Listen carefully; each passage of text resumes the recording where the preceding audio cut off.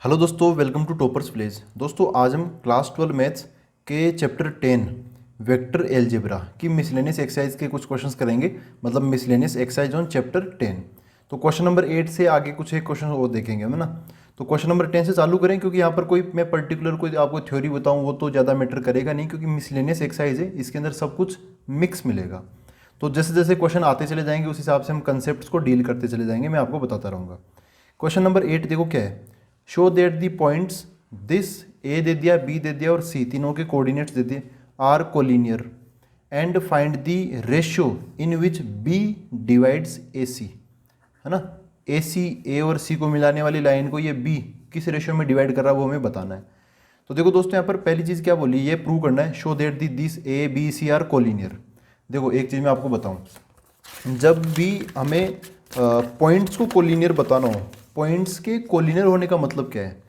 Points के collinear होने का मतलब है कि ये एक लाइन पर स्थित होंगे, ए यहाँ पर, बी यहाँ पर, सी यहाँ पर। मतलब ज़रूरी नहीं है बी बीच में हो, सी भी बीच में हो सकता है, कहीं पर भी हो। तो मतलब लेकिन ए बी सी कभी पॉइंट्स के बारे में कोलिनियर शब्द का जिक्र हो ना, कोलिनियर वर्ड का अगर वहाँ पे जिक्र हो तो उसका मतलब क्या है, ए बी सी एक लाइन में होंगे, ठीक है।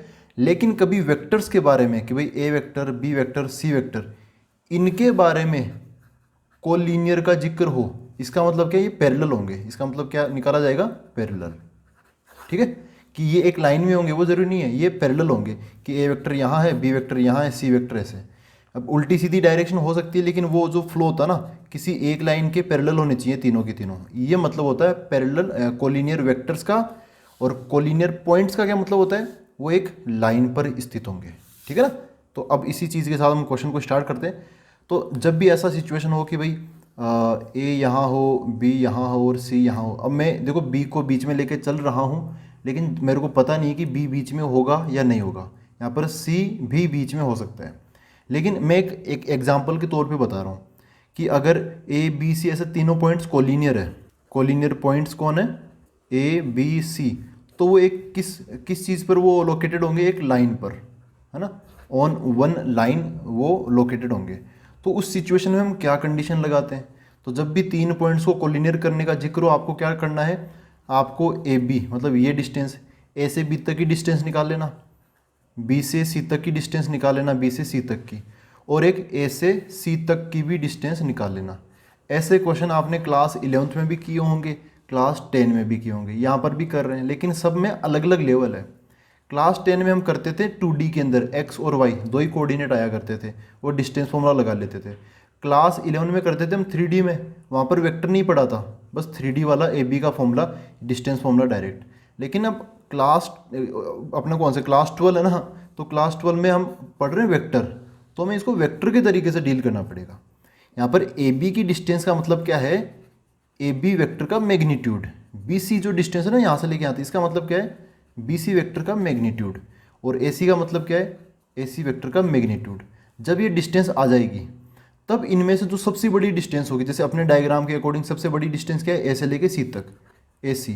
जो सबसे बड़ी वाली डिस्टेंस होगी वो इन दो छोटी छोटी डिस्टेंस के सम के बराबर होगी, A B plus B C. अगर ये कंडीशन प्रूव हो जाती है तो हम बोल देंगे कि हाँ भाई ये तीनों पॉइंट क्या होंगे, कोलिनियर होंगे, ठीक है। तो अब काम चालू करते हैं, ए बी डिस्टेंस निकालेंगे, लेकिन ए बी डिस्टेंस निकालने के लिए ए बी वेक्टर तो हो, बाद में उसका मैग्नीट्यूड लेंगे। यहाँ पर इस क्वेश्चन को हम क्लास 11 के तरीके से भी कर सकते हैं, लेकिन वैसे करेंगे नहीं, क्योंकि यार हम वेक्टर अलजेब्रा पढ़ रहे हैं ना, वो फिर नाइंसाफ़ी हो जाएगी टॉपिक के साथ। तो सबसे पहले हम वेक्टर निकाल लेते हैं, ए बी वेक्टर, है ना। ए बी वेक्टर, ये ए क्या है मैं यहीं पे लिख लेता हूँ, बार बार हमें यहाँ पे जाना नहीं पड़ेगा। ए बी सी मैं यहाँ पे लिख लेता हूँ, फिर आगे स्टार्ट करके बताता हूँ आपको। तो यहाँ पर ए बी सी मैंने लिख लिए हैं। तो अब चाहिए हमें ए बी वेक्टर, तो ए से बी की तरफ जा रहा हूँ, तो यहाँ पर मैं क्या लगाऊंगा, वही फाइनल माइनस इनिशियल, ठीक है। जैसे ए से बी की तरफ जा रहा हूँ तो बी फाइनल हो गया, तो बी का जो भी एक्स कोऑर्डिनेट है माइनस ए का एक्स कोऑर्डिनेट, ऐसे बी का वाई कोऑर्डिनेट माइनस ए का वाई, वो वैसे करूँगा, फाइनल माइनस इनिशियल। और एक्स वाली चीज़ों के साथ में मैं लगाता रहूँगा क्या, आई कैप, वाई वाली चीज़ों के साथ में जे कैप, और जेड वाला जो अंतर होगा उसके साथ में के कैप, बीच में प्लस एंड प्लस। तो ऐसे मेरे को ए बी वेक्टर मिल जाएगा। ए बी तो बी वाला माइनस ए वाला, फाइनल माइनस इनिशियल। तो बी वाला ये एक्स कोऑर्डिनेट 5 है, 5 माइनस 1 4 हो जाएगा, फिर 0 माइनस माइनस 2, प्लस का 2 हो जाएगा, -2 माइनस -8, तो -2 + 8 हो जाएगा, 8 - 2 कितना हो गया, 6 हो जाएगा ये। तो कुल मिला के ये हमें मिल गया, इसका अभी रहने दो, ऐसे रहने दो, 2 4 6 अच्छा लग रहा है। अब ए बी हो गया, अब बी सी निकाल लेते, बी सी के लिए बी सी वेक्टर चाहिए, तो बी सी वेक्टर निकालो। चलो बी सी वेक्टर के लिए सी माइनस बी करना पड़ेगा, क्या, सी माइनस बी। तो सबसे पहले यहाँ पर आई कैप के साथ आएगा, फिर कुछ ना कुछ जे कैप के साथ और कुछ ना कुछ के कैप के साथ भी आएगा। आई के साथ क्या आएगा, एक्स कोऑर्डिनेट्स का अंतर, बी सी है ना, तो सी माइनस बी करूँगा मैं। 11 - 5 6 हो गया, 3 - 0 3 हो जाएगा, 7 -2 7 -2, तो 7 + 2 हो जाएगा 9 हो गया, तो बहुत बड़ा आ गया, कोई ना। ये बी सी वेक्टर आ गया, कोई ना। अब ए सी वेक्टर निकाल लेते बाद में मैग्नीट्यूड, पहले ए सी वेक्टर निकालो। तो ए सी वेक्टर कैसे निकालूंगा मैं, ए सी है, सी माइनस ए करना पड़ेगा, फाइनल माइनस इनिशियल, तो 11 - 1 10 आई केप हो जाएगा, फिर 3 -2 ये हो जाएगा 5 जे केप, और फिर 7 -8 ये हो जाएगा प्लस का 15 के केप। ठीक है, तो वेक्टर वेक्टर आ गए। अब हम ना इसकी लेंथ निकाल लेंगे, ए बी बी सी ये सब। तो लेंथ के लिए मेरे को क्या करना पड़ेगा, इनका मैग्नीट्यूड लेना पड़ेगा। यहाँ करूँ, इधर कर लूँ क्या, चलो रफ में सोल्व कर लेंगे थोड़ा बहुत। लेंथ निकाल लो, लेंथ क्या आएगी, ए बी वेक्टर का मैग्नीट्यूड तो क्या आ जाएगा, √4 का स्क्वायर 16, फिर 2 का स्क्वायर 4 और 6 का स्क्वायर 36। तो 16 और ये कितना हो गया, 50 हो गया, और 50 ही है ना, सॉरी 50 कहाँ होगा, 50 तो होगा ही नहीं ना। 16 और 4 20 हो गया, 20 और ये 36 कितना हो जाएगा, 56 हो जाएगा। √56 को यार थोड़ा रफ में कर लेते हैं फटाफट। √56 सही तो है ना ये, 20, हाँ ठीक है। √56 मतलब 7 × 8 7 8 56, हाँ यहाँ पर 14 × 4 लिख लो। 14 तो अंदर फंसा रहेगा, 4 बाहर आ जाएगा, क्या बन जाएगा, 2√14। ठीक है, अब मैं इसका निकाल लेता हूँ, कौन है, बी सी वेक्टर का मैग्नीट्यूड, √6 का स्क्वायर 36, 3 का स्क्वायर 9 और 9 का 81। इसको सोल्व कर लेता हूँ मैं अलग से, रफ में कर लेता हूँ पूरे के पूरे को। तो यहाँ पे 36, 9 और 81 ये बन जाएगा 90, और 36 ये लो, तो प्लस कर दिया 0, ये 6 हो गया। और यहाँ पर अच्छा यार वैसे अंडरूट नहीं करते ना तो ये ठीक था, मतलब सोल्व नहीं करते, चलो कोई बात नहीं, कर लो 0 ऐसे हो गया। 9 और 3 कितना हो गया, 12, ठीक है 12 हो गया। √126 यार फिर से वही बात कि इसको डिवाइड वगैरह करना पड़ेगा, 3 से डिवाइड, इसके फैक्टर बना लो क्योंकि इसका अंडरूट है ना, इसके ऊपर अंडरूट का साया मंडरा रहा है। तो इसको 3 से डिवाइड करूँगा तो क्या मिलेगा, 3 × ये 4, अच्छा 42 हो गया, ठीक है 42 क्या होता है, 6 × 7, तो 3 × 6 × 7 हो गया, ठीक है ना, ये 42 बन जाएगा। ठीक है, अच्छा ये इसके और टुकड़े कर लो 6 के, तो 3 × 3 × 2 × 7, ये कितना हो गया, 9 हो गया, और ये कितना 14 हो जाएगा। ये मैं परफेक्ट स्क्वायर बना लिया मैंने, 3 और 3 लेके। अब इसका क्या है, इसका पूरे का अंडरूट है, मतलब इसका पूरे का अंडरूट है, तो 3 रूट ये 9 का अंडरूट 3 बाहर आ जाएगा, क्या बन जाएगा 3, और √14 अंदर फंसा रहेगा, √14 ऐसे। ठीक है, मतलब मैग्नीट्यूड निकालना, आपको पता है यार क्या कर रहा हूँ मैं। फिर यहाँ पर क्या है, ए सी वेक्टर का मैग्नीट्यूड ये कितना आएगा, ये 10 का स्क्वायर 100, 5 का 25, और 15 का कितना आ जाएगा 225। तो 25 और 225 250, 250 और 100 ये कितना हो जाएगा, 250 और 100 ये 35 हो गया, 350 हो गया। इसका जब हम अंडरूट लेंगे तो वैसे तो पता है इसका अंडरूट कितना आएगा, इसका अंडरूट आएगा 5√14। लेकिन आप तरीके से निकाल सकते हो। क्यों किया मैंने ऐसा, क्योंकि देखो ये प्रूव वाला क्वेश्चन है, शो वाला क्वेश्चन है, तो अगर नहीं भी आता तो भी आपको एग्जाम में ऐसे लिखना है, स्मार्ट वर्क कर लेना थोड़ा सा। वहाँ पर ये देखो ये 2√14 है, ये 3√14 है, दोनों को जोड़ के। अब ये तो यार ऑब्वियसली यहाँ पे जो अंदर थे नंबर थे वो तो छोटे छोटे थे ना, इस बार नंबर तो बहुत बड़ा आ गया, तो ये सबसे बड़ा होगा, वो उन दोनों के समेशन के बराबर होगा, वो 2√14 3√14, तो ये 5√14 हो जाएगा। तो फिर भी इसको मैं बता देता हूँ 350 का ये कैसे आया। तो 350 को लिखो आप, ये 35 है ना, वो हो गया 5 × 7, और ये 10 है वो बन जाएगा 2 × 5, है ना, हाँ ऐसा हो गया। तो 5 और 5 ये 25 हो गया, और 2 और 7 ये 14 हो गया। तो 5 का अंडरूट तो 25 का अंडरूट 5 आ जाएगा बाहर, √14 अंदर फंसा रहेगा, ऐसे कर लो।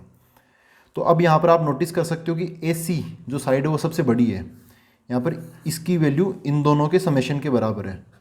हियर 5√14 इक्वल टू इन दोनों का समेशन 2√14 प्लस 3√14। तो 5√14 मतलब AC की लेंथ बराबर ये है 2√14 मतलब AB की लेंथ प्लस ये BC की लेंथ। और जब भी ऐसे होता है इसका मतलब हम समझ सकते हैं कि जो AC है वो सबसे बड़ी साइड है, A यहाँ पर होगा, C यहाँ पर होगा, तो फिर जो B पॉइंट है वो बीच में कहीं ना कहीं होगा। AB प्लस BC किसके बराबर हो गया? AC के बराबर हो गया। यहाँ से लेके यहाँ तक हो गया। अच्छा, तो यहाँ तक ये अपना क्वेश्चन बन ही चुका है। अब ना और कोई चीज़ करना हो तो देखो, वैसे यार ये रेशो पूछा गया ना, रेशो हम वेक्टर से भी निकाल सकते हैं वैसे देखा जाए तो। लेकिन आप एक चीज़ नोटिस करो, यहाँ पर रेशो वेक्टर वगैरह से क्यों निकाले, क्योंकि यहाँ पर क्या पूछा, देखो मैं अगले क्वेश्चन पर आ गया। अब ये अपना पहले चीज़ प्रूव हो गया। And find the ratio in which B divides AC। ये जो B है ना वो AC को किस रेशियो में डिवाइड कर रहा है? B बीच में आ गया, A और C किनारों पर हो गया, तो B divides AC in ratio, कौन से रेशियो में डिवाइड कर रहा है? B AB रेशियो BC में तो कर रहा ना यार, AB रेशियो BC में। समझ गई मेरी बात? आप इसको वेक्टर से भी कर सकते हो, A के कोऑर्डिनेट दे रखे हैं, B के दे रखे हैं, C के दे रखे हैं, तो फिर वो कि भाई K रेशियो 1 मान के वैसे भी कर सकते हो। लेकिन हमने इतनी लेंथ निकाली है, लेंथ निकालने का फ़ायदा यहाँ पर हम उठा सकते हो। यहाँ पर ये मतलब वाजिब आप उठा सकते हो, कोई दिक्कत वाली बात नहीं है, ठीक है। तो B डिवाइड्स AC इन AB रेशियो BC। B इसको कैसे डिवाइड कर रहा है? इसकी लेंथ रेशियो इसकी लेंथ, इसी में तो डिवाइड करेगा ना। AB की लेंथ कितनी है? ये 2√14 रेशियो BC की लेंथ कितनी है? ये 3√14 रेशियो है, तो ये √14 कट जाएगा, क्या आंसर आ गया? 2:3। ठीक है दोस्तों। तो B जो कि बीच में है, क्योंकि AC सबसे बड़ी साइड है, तो A और C होगा किनारों पर, B तो बीच में ही कहीं पे होगा। B इस पूरी कंप्लीट लाइन AC को किस रेशियो में डिवाइड करेगा? AB रेशियो BC में ही डिवाइड करेगा। AB की वैल्यू डाल दी मैंने, BC की वैल्यू डाल दी, तो आंसर कितना आ गया? 2:3। मतलब यहाँ पर क्या है, वेक्टर निकालो, डिस्टेंस निकालो, उसी से सारा काम हो जाएगा। कोलिनियर भी प्रूव हो जाएगा, रेशियो वगैरह भी निकल जाएगा। जब डिस्टेंस आई गई तो फिर हम अलग से रेशियो वगैरह वो K रेशियो 1 मान के क्यों करें भाई? डिस्टेंस साक्षात डिस्टेंस आपके सामने है, तो आप डिस्टेंस का रेशियो निकालो ना, वही रेशियो बन जाएगा आंसर। ये हो गया क्वेश्चन नंबर 8। अब देखते हैं क्वेश्चन नंबर 9।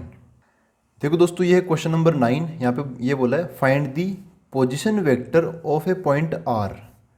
पॉइंट R का हमें पोजिशन वेक्टर बताना है, ठीक है। Which divides the line segment joining 2 points P and Q whose position vectors are this and this. देखो इस बार P का पोजिशन वेक्टर ये है और Q का ये है। वैसे पोजिशन वेक्टर जनरली दिया जाता है I cap J cap K cap में, लेकिन यहाँ पर नए तरीके से दे दिया है, I कैप J कैप नहीं है, यहाँ पर A वेक्टर B वेक्टर है। चलो कोई बात नहीं, जो R वेक्टर की R पॉइंट की जो पोजिशन वेक्टर आएगी ना वो भी A और B में ही मिल जाएगी। फिर क्या होता है? एक्सटर्नली इन दी रेशियो 1:2। ठीक है, तो ये एक्सटर्नल डिवीजन क्या होता है ये भी देखेंगे, पहले बार सवाल को पूरा पढ़ लेते हैं। फिर क्या बोला? Also show that P is mid point of the line segment of RQ का मिड पॉइंट है, तो मिड पॉइंट फॉर्मूला काम आ रहा है। और यहाँ पर एक सेक्शन फॉर्मूला काम आएगा, वो भी किसका? एक्सटर्नल डिवीजन का। तो क्वेश्चन को स्टार्ट करने से पहले ना मैं कुछ चीज़ें आपको बता देता हूँ ना, पहले एक्सटर्नल डिवीजन वगैरह इनका फॉर्मूला वगैरह थोड़ा बहुत फटाफट में बता देता हूँ। देखो होता क्या है, जैसे यहाँ पर क्या है, R अलग, R तो बीच में है, P और Q यहाँ पर चल रहा है। अच्छा, फिर P RQ का मिड पॉइंट है, चलो ठीक है। यहाँ पर P और Q कहीं ना कहीं पर है, जैसे समझ लो P यहाँ पर है और Q यहाँ पर है। एक कोई पॉइंट है अपना यहाँ पर R है ना, वो इसको एक्सटर्नली 1:2 में डिवाइड कर रहा है, तो 1:2 P की तरफ 1 और Q की तरफ 2। तो ये एक्सटर्नल है, एक्सटर्नल में उल्टा होता है, ये इधर की तरफ मिलेगा हमें, इधर की तरफ, यहाँ पर हमें R मिलेगा। ये वाला देखो, ये वाला अगर M है और ये अपना N है ना, ये एक्सटर्नल डिवीजन हो गया। P और Q के लाइन सेगमेंट से बाहर जब होता है ना R पॉइंट, ये हमें पता करना होता है। तो यहाँ पर जो P है इसका पोजीशन वेक्टर, अब मैं इन सब का पोजीशन वेक्टर लिखता हूँ। देखो Q का मैं पोजीशन वेक्टर समझ लो कि Q वेक्टर हो गया, P का स्मॉल p वेक्टर समझ लो, और R का जो हमें पता करना है वो स्मॉल r वेक्टर, ऐसे समझ लो। तो हम R वेक्टर निकाल सकते हैं, आराम से निकाल सकते हैं। कैसे निकालते हैं R वेक्टर? यहाँ पर वो वैसे होता है क्रॉस मल्टीप्लाई, कि जैसे P वाला है, P R P वाले से कितना है? M बना रहा है, तो इस M को हम P से मल्टीप्लाई नहीं करेंगे, नहीं, एम को हम क्यू वालों से मल्टीप्लाई करेंगे, मतलब क्यू वेक्टर से, तो क्या आ जाएगा एम क्यू वेक्टर। फिर यहाँ पर एक्सटर्नल डिवीजन है, क्या है एक्सटर्नल, तो यहाँ पर माइनस लगता है और नीचे भी एम माइनस एन आएगा। यहाँ पर अगर इंटरनल डिवीजन होता ना तो यहाँ पे एम प्लस एन आता है और ऊपर भी प्लस आता, बस ये अंतर है इंटरनल और एक्सटर्नल के फॉर्मूलाज में, ठीक है। अच्छा, एम को हमने क्यू से मल्टीप्लाई कर दिया और जो एन है वो पी से मल्टीप्लाई आ जाएगा, मतलब एन पी वेक्टर ऐसा, ठीक है दोस्तों। तो यही चीज़ हम यहाँ पर लगाने वाले हैं, ऐसा ही कुछ डायग्राम बनेगा। यहाँ पर देखो पोजीशन वेक्टर ऑफ आर बताना है, line segment joining P and Q, तो वही डायग्राम बना लेता हूँ मैं वापस कि यहाँ पर पी है, यहाँ पर क्यू है। यहाँ पे जो पी है इसका जो पोजीशन वेक्टर होगा स्मॉल पी वेक्टर मान लेता हूँ, वो कितना है यहाँ पर ये दे रखा है 2a प्लस बी, तो 2a vector plus B vector, ठीक है, ये हो गया। अच्छा, क्यू है उसका जो पोजीशन वेक्टर वो मान लेता हूँ क्यू वेक्टर है, और यहाँ पर ये दे रखा क्यू वेक्टर कितना है a माइनस 3b, तो a vector minus 3b vector, ये हो गया। अच्छा, p और q का दे दिया। अब इस p और q को एक्सटर्नली डिवाइड कौन कर रहा है, एक्सटर्नली इन दी रेशियो 1:2। देखो इसका मतलब क्या है, p और q के बीच में कहीं पे नहीं आएगा वो, हमें p को इधर की तरफ बढ़ाने पड़ेगा, p की तरफ या q की तरफ। यहाँ पे क्वेश्चन का ऑर्डर समझो, यहाँ पे जब p और q का नाम लिया तो p का नाम पहले लिया और q का नाम बाद में लिया। रेशियो में भी 1 को पहले बोला और 2 को बाद में बोला, तो p ऑटोमेटिकली यहाँ पे रेस्पेक्टिवली वगैरह कुछ नहीं बोला कि भाई p के साथ 1 आएगा q के साथ 2 आएगा, नहीं, क्वेश्चन में ऑर्डर ऐसे है ना, हमें ऑर्डर को चेंज नहीं करना। तो p के तरफ 1 हो जाएगा और q की तरफ 2 हो जाएगा। तो अब देखो या तो पॉइंट अपना उधर होगा या इधर की तरफ होगा। p के पास कितना रेशियो है 1, मतलब p के नज़दीक होगा वो पॉइंट, और q के पास कितना रेशियो है 2, तो q से दूर होगा क्योंकि उसका रेशियो 2 है ना। 2 मतलब ये डिस्टेंस को बताता ना, डिस्टेंस का रेशियो है, तो 2 मतलब ज़्यादा डिस्टेंस, 1 मतलब कम डिस्टेंस, तो p की तरफ 1 है तो ये p की तरफ बन जाएगा, इधर ही कहीं पे बन जाएगा अपना पॉइंट r, ठीक है। इसका जो पोजीशन वेक्टर वो मैं r वेक्टर मान लेता हूँ। तो क्या मतलब निकला, r से p तक की डिस्टेंस ये 1 है, तो r से q तक की डिस्टेंस ये 2 है, हो गया ना 1:2। समझ गए मेरी बात, ये बात होता है। तो यहाँ पर अब मेरे को क्या चाहिए, सबसे पहली चीज़ find the position vector of r, इसका पोजीशन वेक्टर चाहिए। तो ये कैसे निकालते हैं, इसी फॉर्मूले से निकालूंगा मैं। क्या होता है फॉर्मूला, यहीं लिख लेता हूँ, r वेक्टर बराबर यहाँ पर m का काम कौन कर रहा है या जो भी है उसको देखो ही मत आप, बस ये देखो ये 1 है ना, 1 ये p के साथ लिंक बना रहा है, लेकिन हमें क्रॉस मल्टीप्लाई करना पड़ेगा, फिर 1 को मेरे को q से मल्टीप्लाई करना पड़ेगा, है ना। q मतलब क्या, q का वो पोजीशन वेक्टर, तो यहाँ पर क्या आ जाएगा 1 इंटू क्यू वेक्टर, फिर माइनस। अब मेरे को ये जो 2 रेशियो है ना 2, वो r से q तक का लिंक बना रहा है, तो फिर मेरे को 2 को p से मल्टीप्लाई उल्टा करते हैं, जो जिसके साथ लिंक बनाता है ना उसके साथ मल्टीप्लाई नहीं करते। 2 को q वेक्टर के साथ मल्टीप्लाई मत करना, 2 को करना p वेक्टर के साथ मल्टीप्लाई, 2p वेक्टर। नीचे क्या आएगा, अच्छा रेशियो क्या है 2:1 है ना, यहाँ पे 2 - 1 मत लिखना, क्या लिखना 1 - 2। जैसे ऊपर ऊपर रेशियो लिखा ना वैसे नीचे, अगर आप ऊपर 2 वाले को पहले लिखते हो 1 वाले को बाद में लिखते हो तो फिर नीचे भी 2 - 1 आ जाएगा, ठीक, कन्फ्यूजन ही नहीं होगा ऐसे करोगे तो, ठीक है। तो ये r वेक्टर, r का पोजीशन वेक्टर। अब यहाँ पर ये p और q की वैल्यू डाल देते हैं। q की वैल्यू क्या है, q की वैल्यू ये है a - 3b, तो यहाँ पर आ जाएगा a - 3b वेक्टर है यहाँ पर, फिर यहाँ पे माइनस तो माइनस, ट्वाइस ऑफ p है, p कितना है 2a प्लस b, तो ट्वाइस लगा हुआ है, तो चलो एक बार रख देता हूँ, p की जगह वो डाल देता हूँ मैं 2a vector plus b vector. नीचे की तरफ क्या है 1 - 2 -1 आ जाएगा, तो यहाँ पर हमें r वेक्टर मिल गया, r का पोजीशन वेक्टर मिल जाएगा, ये तो कटाक से सोल्व करते हैं। यहाँ पर a vector minus 3b vector, -2 into 2 minus का 4a vector, -2 into b minus का 2b वेक्टर, नीचे की तरफ -1। सोल्व करेंगे तो ऊपर a - 4a -3a वेक्टर हो गया, और -3b -2b माइनस का 5b वेक्टर हो गया, नीचे क्या -1। तो r वेक्टर कितना हो गया, ये माइनस ऊपर भेज देंगे, या फिर ऊपर से माइनस को कॉमन लेके नीचे वाला माइनस काट दो, ऊपर क्या आ जाएगा 3a वेक्टर और 5b वेक्टर, ठीक है दोस्तों।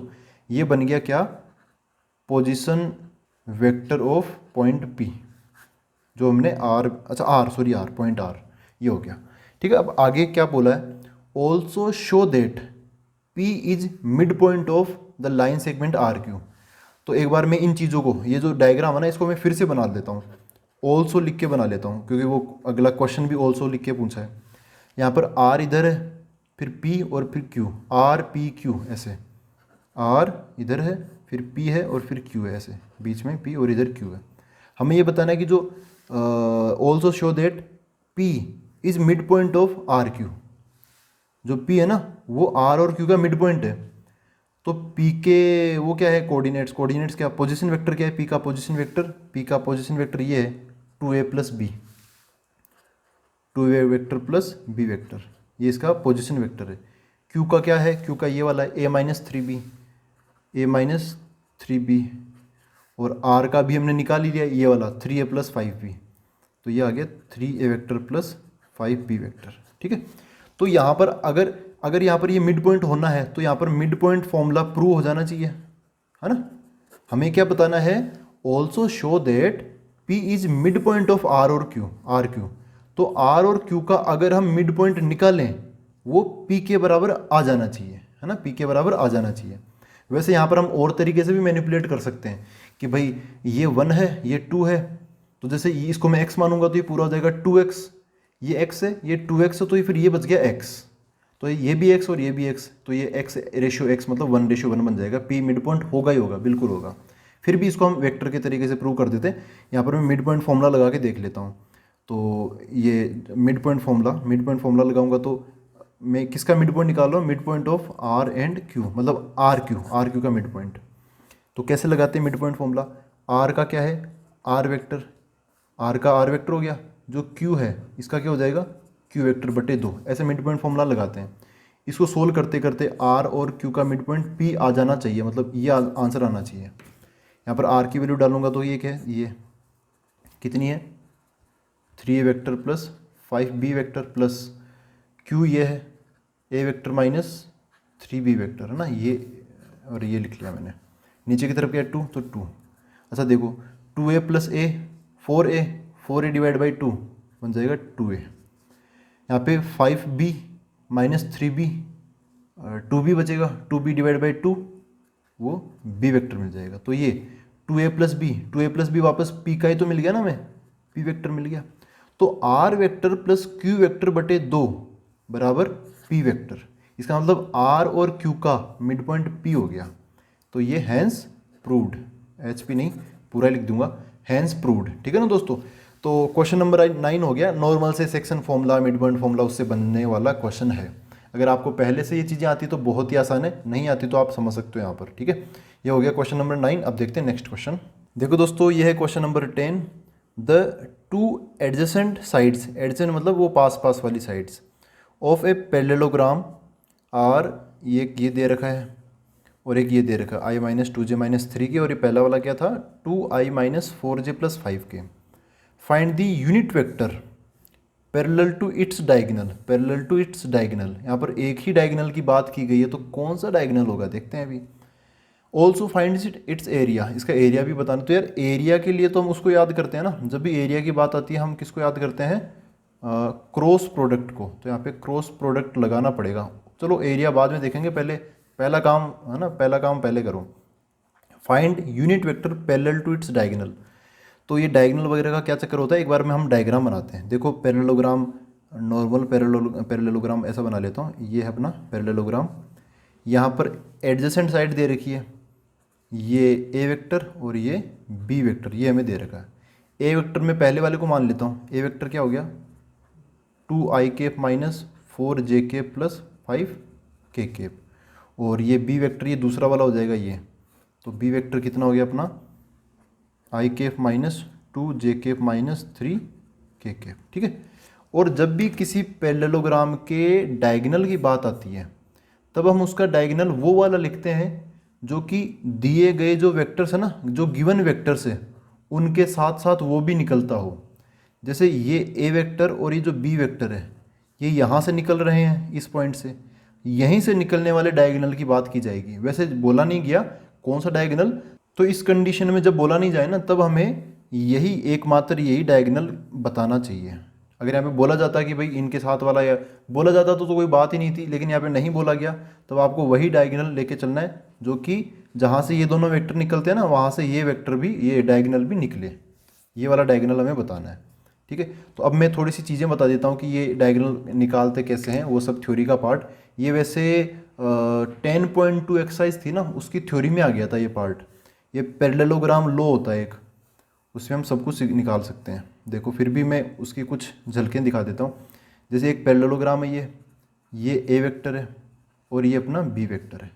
ये बी वेक्टर ये है तो इसी के पैरेलल ये भी क्या होगा, बी वेक्टर ही होगा, क्योंकि जो भी हम क्लास 12 में पढ़ते हैं ना वो सब फ्री वेक्टर है।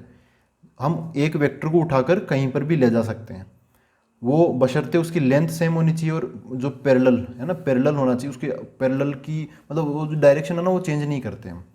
ये बी वेक्टर को उठाकर मैंने यहाँ ले गया। अब देखो मैं चाहता हूँ कि ये वेक्टर आ जाए। अब ये वेक्टर ये वाला हो गया और यहाँ पर है ना, यहाँ पर इस छोटे से ट्राइंगल के अंदर यहाँ पर वो लग जाएगा अपना ट्राइंगल लो। अगर आपको ट्राइंगल लो समझ में ना आता कोई बात नहीं है, आप ऐसे देखो कि हमें इस ए पॉइंट से लेके इस सी पॉइंट तक जाना है और यहाँ पर है बी पॉइंट। ठीक है, हम पढ़ रहे हैं वेक्टर।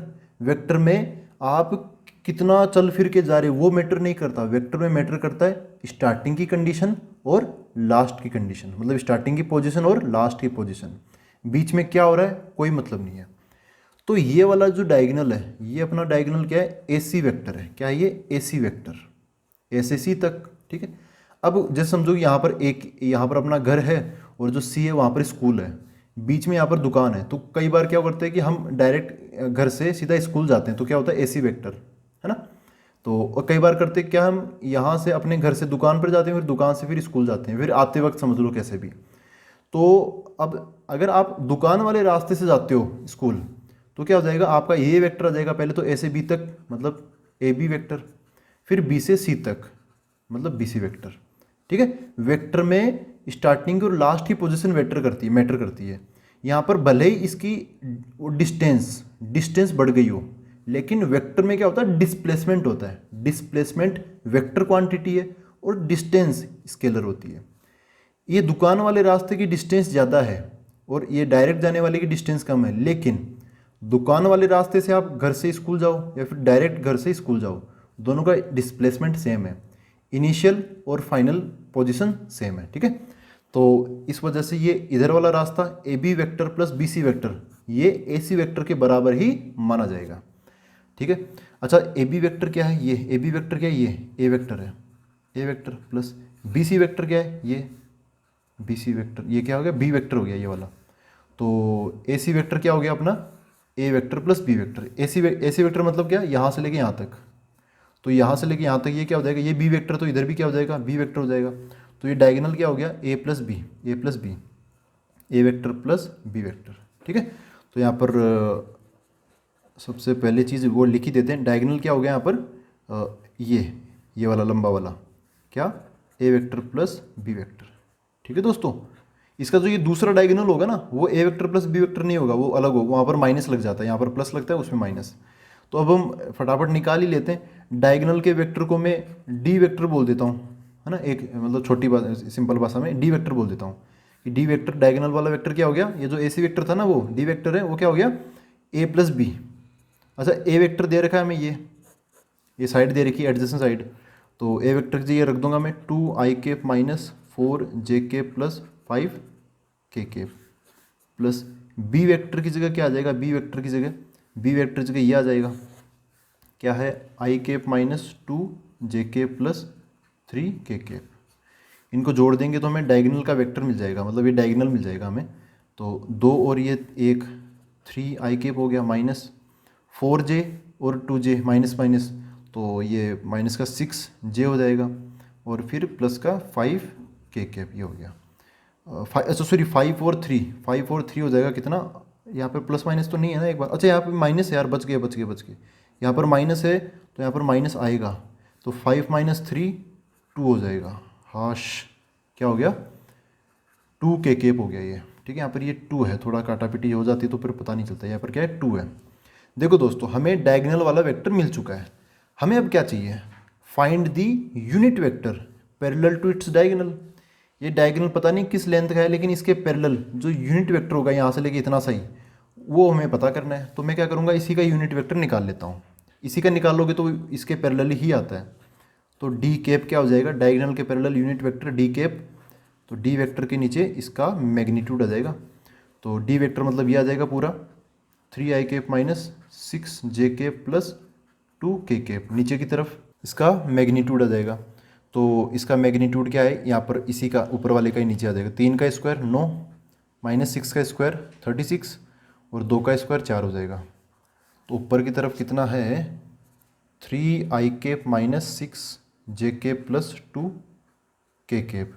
नीचे की तरफ ये 36 एंड 4 ही हो जाएगा 40, 40 और 9 49। अच्छा 49 का अंडर रूट 7 हो जाएगा। ठीक है, ऐसा बन गया ये। ठीक है, तो इस डायगोनल के पैरेलल वो वेक्टर क्या होगा अपना, यूनिट वेक्टर क्या हो जाएगा, ये हो जाएगा। डी कैप हमने निकाल लिया। अब आगे एक और चीज़ पूछी है, ऑल्सो फाइंड इट्स एरिया। अब एरिया की बात करते हैं। ठीक है, यहाँ पर अब एरिया का कंसेप्ट बताता हूँ। देखो, जो भी पैरेललोग्राम होता है उसका एरिया निकालना काफ़ी आसान हो जाता है वेक्टर के अंदर। बाकी ऐसे जनरल कोई आ जाए तो फिर बहुत टफ हो जाता है। वेक्टर में समझो कि ये जो पैरेललोग्राम है इसका ये वेक्टर है, ए वेक्टर क्वेश्चन में दे रखा है, ये ए वेक्टर बी वेक्टर में वो सेम ही ले रहा हूँ, ये ए वेक्टर और इधर वाला बी वेक्टर है ना, ये ए और ये बी। तो ए वेक्टर अपने वाले में क्या है 2i cap minus 4j cap plus 5k cap. आप देखोगे तो यही मिलेगा। और ये हो गया अपना बी वेक्टर इधर वाला। बी वेक्टर क्या है, फिर से यहाँ पे जगह नहीं है तो बी वेक्टर वही लिख देता हूँ मैं, i cap minus 2j cap minus 3k cap. ठीक है, ये और ये हो गया। तो जब भी किसी पैरेललोग्राम की दो एडजेसेंट साइड्स, ये साइड्स है ना, इनका वेक्टर हमें मिल जाता है, एडजेसेंट साइड्स हमें मिल जाती है, तब इसका जो एरिया होता है, एरिया पैरेललोग्राम का एरिया, उसमें ए वेक्टर क्रॉस बी वेक्टर का डिटर्मिनेंट होता है। क्या होता है डिटर्मिनेंट?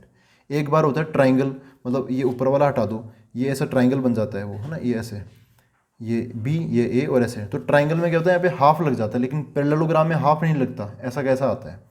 तो हमें ये सोल्व करना पड़ेगा। यहाँ पर ये है ना, ये व्हाट इज दिस, ये क्रॉस प्रोडक्ट। क्रॉस प्रोडक्ट कैसे सोल्व करते हैं, वो डिटर्मिनेंट बना के। तो अब मैं ए वेक्टर अपने सामने है, बी वेक्टर अपने सामने, मैं ए क्रॉस बी कैलकुलेट करूंगा अब यहाँ पर। तो देखो A vector cross B vector निकालते हैं, यहाँ से चालू करते हैं। A vector cross B vector equal to, A vector मतलब ये है, तो इसको लिखो, चलो रहने दो कोई बात नहीं। तो इसको हम कैसे, क्रॉस प्रोडक्ट को कैसे सोल्व करते हैं, ये वेक्टर प्रोडक्ट है, यहाँ पे ऊपर आ जाता है, एक डिटर्मिनेंट लिखूंगा और यहाँ पे आ जाएगा i j k। इस डिटर्मिनेंट के अंदर ये 3/3 का होगा, तो 3 रो होगी, ये मैंने फर्स्ट रो लिख दी, i j k परमानेंट होता ही होता है। फिर दूसरी रो में क्या आएगा, यहाँ पर जो दूसरा है ना, मतलब दूसरा नहीं, यहाँ पर तो पहला, क्योंकि पहली सीट तो i j k। अब यहाँ पे किसका नंबर आएगा, यहाँ पे जो पहले लिखा हुआ उसका, ए वेक्टर का। यहाँ पर ए वेक्टर के एलिमेंट्स आएंगे। ए वेक्टर ये है, तो यहाँ पे जो i cap j cap k cap बना, उनके जो कोफिशिएंट्स है इसी ऑर्डर में यहाँ पर लिख देते हैं। तो यहाँ पे 2 आ जाएगा, ये -4 इसकी नीचे आ जाएगा और 5 यहाँ पर आ जाएगा। ठीक है, अच्छा अब जो बी वेक्टर है उसकी लास्ट रो बची हुई है, तो बी वेक्टर के जो ये है ना 1 -2 एंड -3, वो यहाँ पे आ जाएगा 1 -2 एंड -3। ठीक है, इसको हम एक्सपेंड कर लेते हैं। तो आई कैप के साथ में क्या आएगा, देखो इसको डायरेक्ट सोल्व करना आप जानते हो ना, मिसलेनियस हम कर रहे हैं। इससे पहले एक्सरसाइज 10.4 में भी देखा था, प्लस जब डिटर्मिनेंट आया था तब तो देखा ही देखा था, है ना। तो यहाँ पर कैसे कैसे करते हैं, यहाँ पर हम छुपा छुपा के करते हैं। जैसे आई कैप बना, इसका ये कॉलम छुपा लो और ये रो छुपा लो ना, ये कॉलम छुपा लिया, रो छुपाऊंगा तो मेरी छाया पड़ेगी हैंड की, तो आपको पता नहीं चलेगा। तो समझो कि ऊपर वाला छुप गया, ये 4 नंबर बच गए। इसको कैसे सोल्व करते हैं हम, ऐसे क्रॉस मल्टीप्लाई कर करके, कि भाई ये जो इधर को बताता हूँ, देखो -4 -3 से मल्टीप्लाई होगा तो -12 आएगा, फिर माइनस, अब -2 5 से मल्टीप्लाई होगा तो माइनस का 10 हो जाएगा। यहाँ पे कितना आ गया, माइनस का 12 और माइनस माइनस प्लस का 10 हो जाएगा, तो कितना आंसर आ गया, माइनस का 2। तो आई के साथ क्या आ गया, -2 आ गया। ठीक है, ये हो गया। मैं इस रो 1 के अलोंग इसको एक्सपेंड कर रहा हूँ, तो अब उसमें आगे जाके आई वाला तो लिख दिया। अब जब जे वाला लिखूंगा ना, तो जैसे यहाँ पे आई वाला आया प्लस के साथ, तो जे वाला आएगा -j कैप। ठीक है, अच्छा इसके अंदर क्या आएगा, समझ गए ना, -j कैप क्यों आता है, ये डिटर्मिनेंट की वजह से आता है। यहाँ पर जे कैप या फिर वेक्टर हम पढ़ रहे हैं उसकी वजह से नहीं आ रहा है। डिटर्मिनेंट जब खुलता है ना, तो ये वाला प्लस का, फिर ये A12 वाली जो पोजीशन है ये माइनस के साथ आती है, फिर आगे वाला फिर प्लस का, फिर ऐसे चलता रहता है, ऑल्टरनेटिव साइन आता रहता है। तो अब तो जे के साथ क्या आएगा, तो इसका ये हमें कॉलम ये छुपा लेते हैं, ये वाला। ठीक है, और इसकी रो ऊपर वाली वो जो रो है वो भी छुप जाएगी। तो यहाँ पे 2 और 1 है, यहाँ पे 5 और -3 है, तो 2 इस -3 से मल्टीप्लाई होगा तो कितना बन जाएगा, -6 माइनस यहाँ पर क्या आएगा, ये 1 इस 5 से मल्टीप्लाई होगा तो क्या हो जाएगा 5, तो -6 -5 ये हो गया माइनस का 11। फिर उसके बाद में प्लस का के केप के साथ क्या आएगा, तो ये के वाला मैं कॉलम छुपा लूँगा, ऊपर वाला जो रो है वो भी छुप जाएगी, बस ये 4 नंबर बचेंगे। 2 इंटू -2 -2 हो जाएगा ना, अरे यार 2 इंटू -2 क्या हो जाएगा -2 माइनस 1 इंटू -4 -4, ये हो गया -2, ये हो गया प्लस का 4, -2 + 4 प्लस का 2 आ जाएगा। ठीक है, ये अपना आ गया ए क्रॉस बी। इसको थोड़ा और आसान बनाएं तो ये बन जाएगा -2i प्लस का कितना 11 j और ये 2k। हमें चाहिए एरिया, तो अब एरिया हम फटाफट निकालेंगे। एरिया क्या हो जाएगा, ए वेक्टर क्रॉस बी वेक्टर, है ना, एरिया ऑफ पैरेललोग्राम, इसका एरिया, इस पैरेललोग्राम का एरिया, ए वेक्टर क्रॉस बी वेक्टर का मैग्नीट्यूड। ए वेक्टर क्रॉस बी वेक्टर ये आ चुका है, तो इसका मैग्नीट्यूड क्या हो जाएगा, यहाँ पे -2 का स्क्वायर 4, 11 का स्क्वायर कितना हो जाएगा यहाँ पर 121 हो जाएगा, फिर प्लस 2 का स्क्वायर 4 हो जाएगा। इनको जोड़ना पड़ेगा, तो कितना मिलेगा यहाँ पर 4, और इनको जोड़ो यार, देखें 4 और 4 ये कितना हो गया 8, और यहाँ पर अंदर की तरफ देखा जाए तो देखो दोस्तों, मैंने ना यहाँ पर यार एक कैलकुलेशन मिस्टेक कर दी है, एक नहीं शायद 2 जगह की है, पता नहीं कैसे हो गया, सिली मिस्टेक हो गई, I am sorry for that. यहाँ पर जैसे एक ये किया था मैंने कि जब मैंने आई वाला निकाला था ना, तो क्या हुआ -4 -3 मल्टीप्लाई होगा तो प्लस का 12 हो जाएगा, मैंने माइनस का 12 ले लिया था, फिर -2 और ये 5 मल्टीप्लाई होगा तो माइनस का 10 आ जाएगा। मैंने यहाँ पे -4 -3 को माइनस का ही 12 लिख लिया था, वो गलत हो गया, और ये कितना बन गया 12 + 10 हो गया, ये 22 हो गया। यहाँ पर क्या आएगा 22, ठीक है, यहाँ पे -2 नहीं आएगा 22 आएगा आई के साथ में। और ये जे वाला तो ठीक है, जे वाला आई थिंक सही है, हाँ। के वाला जो है ना, के वाला उसमें भी दिक्कत होगी यार, एक ही क्वेश्चन में इतनी मिस्टेक। के साथ क्या आएगा, ये इसको छुपा लेंगे, ये इससे मल्टीप्लाई होगा तो -4 माइनस, ये इससे मल्टीप्लाई होगा तो -4, तो कितना हो गया -4, ये माइनस माइनस प्लस का 4 हो गया, तो ये कट के 0 बन जाएगा, तो के साथ क्या आएगा 0 आएगा 0। तो यहाँ पर कितना आ गया 22, दिस इज़ 22, ये कुछ होगा और ये 0 बन जाएगा कम्प्लीटली ख़त्म। तो यहाँ पे 22 का स्क्वायर कितना होता है 484, कहाँ पे लिखूँ 4, यहाँ पे यार ये 4 ये बना देता हूँ, इसको मैं 8 बना देता हूँ, 8 और यहाँ पर 4, ठीक है 484 हो गया। 22 का स्क्वायर आ गया यहाँ पे, 11 का स्क्वायर ये हो ही जाएगा, और जो 0 है 0 का स्क्वायर यहाँ आ जाएगा 0, ठीक है। इसको मैं दोबारा यहाँ पे लिख देता हूँ अलग से, √ऑफ यहाँ पे 484 आ गया, फिर 121 121 आ गया, और 0 का 0 आ गया, प्लस का 0, ठीक है, ऐसा समझ सकते हो। अब इनको जोड़ेंगे तो √ऑफ 1484121 ये बन जाएगा 5, फिर 8201, फिर 5 और 1 6 हो जाएगा 605। इसको ऐसे तो बनेगा नहीं, इसको फैक्टराइज करते हैं, तो 605 को मैं अगर मैं 5 से डिवाइड करूँ तो 12 बार जाएगा, फिर ये 121, अच्छा ठीक है। तो ये क्या हो जाएगा 5 × 121 का रूट तो 11 हो जाएगा, और 5 का √5 हो जाएगा, ठीक है। तो दोस्तों ये बीच में एक गड़बड़ हो गई थी, उसको आप देख लेना, करेक्ट कर लेना अगर आप साथ के साथ लिख रहे हो तो, वरना नहीं लिख रहे हो तो कोई दिक्कत नहीं है। फिर भी यार मिस्टेक हो गई थी, उसके लिए मैं सॉरी, माफ़ी चाहता हूँ मैं। कई बार पता नहीं आपके सामने ही कर रहा था और फिर भी हो गई थी, है ना, आपके सामने ही कर रहा था फिर भी हो जाती है कई बार, हम सोचते कुछ और है लिखते कुछ और है, हो जाता है ना। तो ये हो गया अपना क्वेश्चन नंबर 10। यहाँ पर 2 चीज़ों का जवाब देना था, दे दिया। एक तो इस बात का कि यूनिट वेक्टर क्या होगा बता दिया, ऑल्सो फाइंड इट्स एरिया भी आ गया 11√5, है ना, ऐसे मैग्नीट्यूड निकाल के। देखो दोस्तों अब हम देखते हैं क्वेश्चन नंबर 11, बहुत आसान क्वेश्चन है ये तो। इसमें क्या बोला है, show that the direction cosines of a vector equally inclined to the axes OX OY OZ are this and this. 3 axes होते हैं ना XYZ, तो यहाँ पे 3 डायरेक्शन कोसाइन होते हैं, cos alpha, cos beta, cos gamma. देखो ये सब होता है क्या, मैं आपको बताता हूँ। जैसे ये अपना वो सिस्टम हो गया रेक्टेंगुलर सिस्टम, ये X एक्सिस, ये Y एक्सिस हो रही है Z एक्सिस, ये बीच में अपना वो हो गया O पॉइंट, ठीक है, O पॉइंट हो गया। अब यहाँ पर कोई वेक्टर है, समझो कि ऐसा कुछ वेक्टर है, ये O से लेके हम P तक जा रहे हैं, है ना, ये P पॉइंट समझ लो। ये जो OP वेक्टर है ना, O से P तक जाने वाला इस डायरेक्शन में, ये जो वेक्टर ये एक्स एक्सिस के साथ में कुछ एंगल बनाता है, समझ लो अल्फा, वाई एक्सिस के साथ में कुछ एंगल बना रहा है, इसको मान लेते हैं बीटा, और ऐसे ही जेड एक्सिस के साथ में कुछ एंगल बना रहा है गामा। ठीक है, तो यहाँ पर जो अल्फा बीटा गामा ना, यहाँ पे अल्फा बीटा और जो गामा बन गए, इनको बोलते हैं हम क्या, डायरेक्शन एंगल्स। ठीक है, और इन डायरेक्शन एंगल्स का हम अगर कोस ले लें, कोस मतलब कोसाइन, तो ये क्या बन जाएगा, cos alpha, cos beta and cos gamma. तो इनको हम फिर क्या बोलते हैं, डायरेक्शन कोसाइंस। ठीक है, क्या बोलते हैं इनको, डायरेक्शन कोसाइंस। तो यहाँ पर उसी डायरेक्शन कोसाइन की बात की जा रही है, cos alpha, cos beta, cos gamma के बारे में। अच्छा, ये जो डायरेक्शन कोसाइंस होती है ना, इनकी एक खासियत होती है, आप बोल सकते हो इनकी एक प्रॉपर्टी होती है। क्या प्रॉपर्टी होती है, वैसे हम इन सब की चीज़ वैल्यूज़ वगैरह निकालते भी हैं बार बार, और बार बार प्रॉपर्टी डिस्कस भी करते हैं। वो प्रॉपर्टी नॉर्मली आपको पता होगा, इन सबको स्क्वायर करके जोड़ देना तो आंसर कितना आता है, 1। कई बार इनको हम एल एम एन ऐसे भी बोल देते हैं। खैर, मैं प्रॉपर्टी लिख रहा हूँ यहाँ पर। प्रॉपर्टी ये है कि कोस square alpha plus cos square beta plus cos square gamma वो 1 होता है। ये होती है प्रॉपर्टी।